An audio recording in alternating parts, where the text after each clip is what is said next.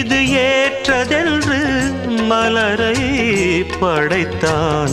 தலைவனும் மாலை என்று சூடிக்கொள்ளத்தான்.